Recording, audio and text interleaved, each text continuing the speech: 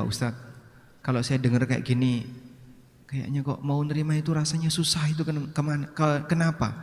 Nah, disitulah ukuran iman Anda kepada Rasulullah sallallahu alaihi wasallam.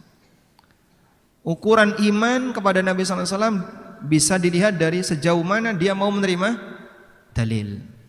Terkadang ada sebagian orang yang tidak mau menerima dengan penuh banyak alasan.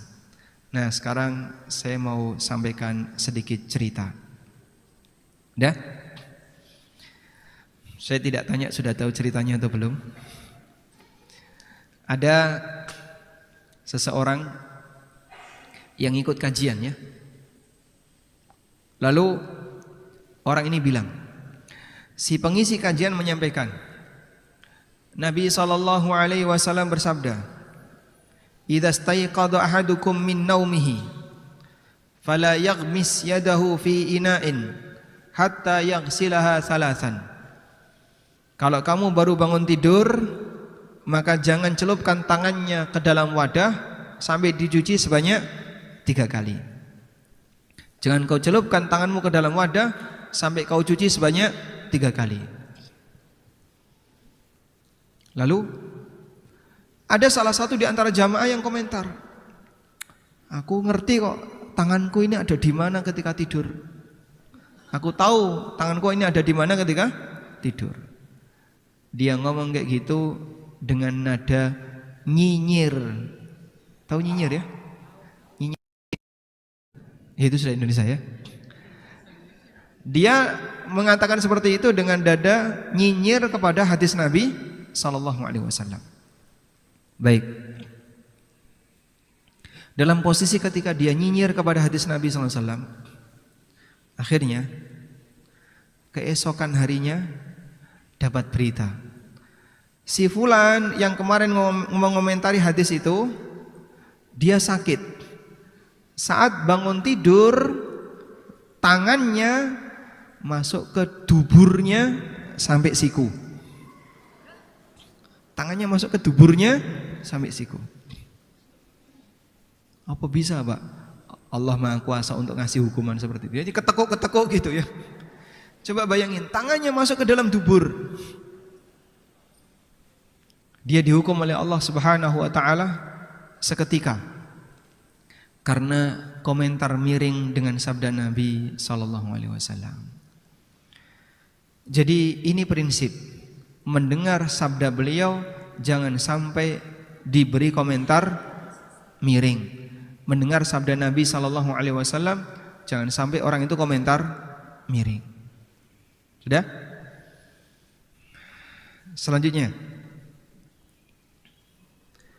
ada satu peristiwa yang lain. Seseorang menghina hadis Nabi SAW. Kalau nggak salah berkaitan dengan masalah bangkai belalang. Berkaitan dengan masalah bangkai belalang. Baik. Bangkai kayak gini kok halal? Nah, kan Nabi SAW mensabdakan ada 2 bangkai yang halal. Bangkai apa sama apa? Ikan dan belalang. Bangkai kayak gini kok halal? Baik. Akhirnya tiba-tiba dia sakit perut. Sakit perut makin parah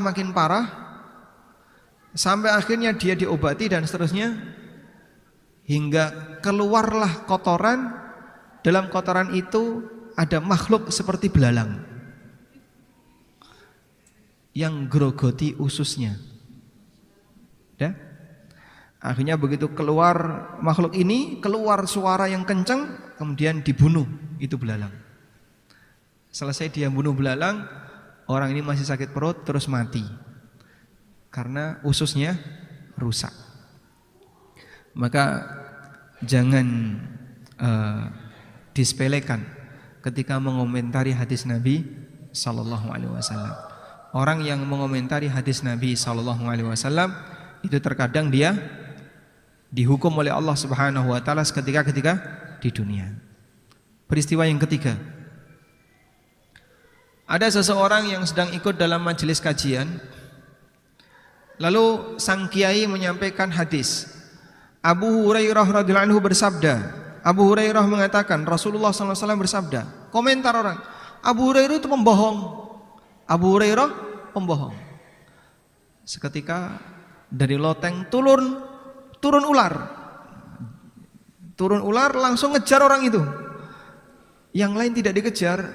Yang bilang Abu Hurairah pembohong tadi dikejar sama ular itu. Dilihat oleh satu jamaah.